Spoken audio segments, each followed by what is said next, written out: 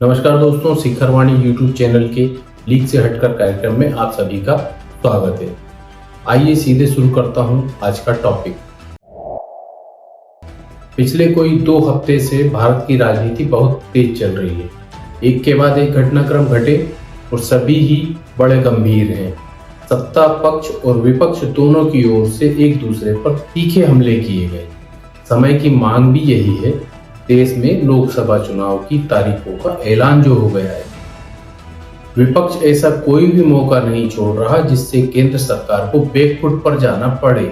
लेकिन सरकार की ओर से भी बराबर जवाबी हमले हो रहे हैं। बीते दिनों राज्यसभा के चुनाव हुए।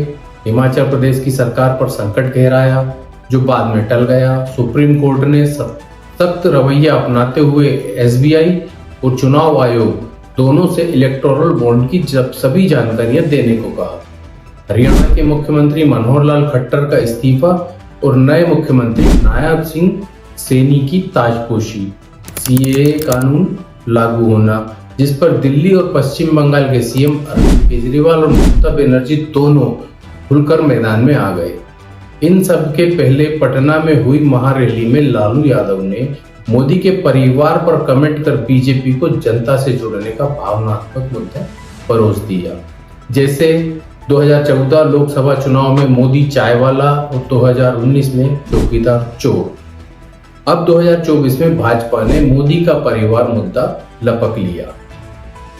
इन सभी मुद्दों में 2 ऐसे हैं जो पूरे चुनाव में हावी रहेंगे। एक इलेक्टोरल बॉन्ड, दूसरा सीएए।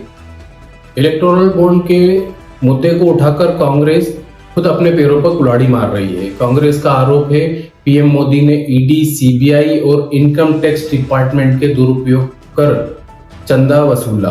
चंदा देने वालों को बदले में सरकार ने लाभ दिया। एक बार मान लें कांग्रेस जो कह रही है वह सच है, तो सवाल उठता है कांग्रेस सहित अन्य विपक्षी दलों को किस आधार पर चंदा मिला। सरकार है तो डाल दी अड़ी, लेकिन जो सरकार में नहीं है उन्होंने कैसे वसूला, इसका जवाब कौन देगा। एक बात तो है, जिसकी जैसी नीयत वैसी सोच, और उसको सब जगह वैसा ही दिखाई देता है। भाजपा ने तो इस चंदे के खेल की पोल खोलकर रख दी।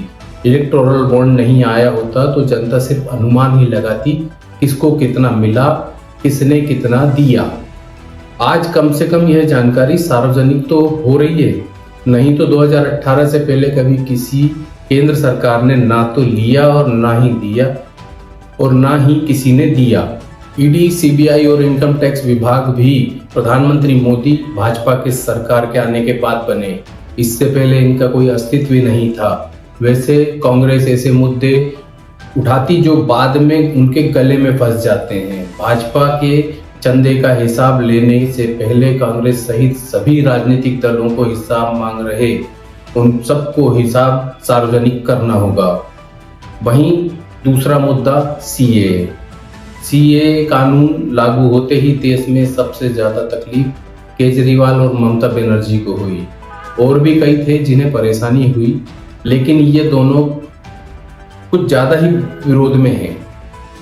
केजरीवाल ने 2 वीडियो जारी कर कह दिया इससे देश में बलात्कार, चोरी, लूट, डकैती, अन्य अपराध बढ़ जाएंगे। लेकिन जब उनसे रोहिंग्या के बारे में पूछा जाता है तो इसका कोई जवाब नहीं देते। रोहिंग्या की बात पर सांप सूंघ जाता है।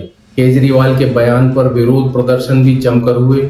वहीं ममता बनर्जी ने तो यहां तक कह दिया सीएए को पश्चिम बंगाल में लागू नहीं करेंगे, जो अधिकार उनके पास है ही नहीं। सीएए पर देश के गृह मंत्री अमित शाह संसद में और कई कार्यक्रमों में स्पष्ट कह चुके हैं कि इस कानून से भारत के नागरिकों का कोई लेना देना नहीं है। लेकिन फिर भी देश में भ्रम फैलाया जा रहा है। वैसे तो अभी लोकसभा चुनाव की तारीखों का ऐलान हुआ है।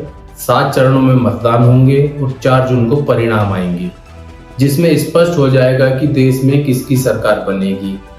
इसके बाद ही समझ आएगा कि इलेक्टोरल बॉन्ड और सीएए का मुद्दा किसके पक्ष में गया। हमारे साथ बने रहने के लिए धन्यवाद। वीडियो को लाइक और शेयर जरूर करें। साथ ही हमारे चैनल को सब्सक्राइब करना ना भूलें। नमस्कार।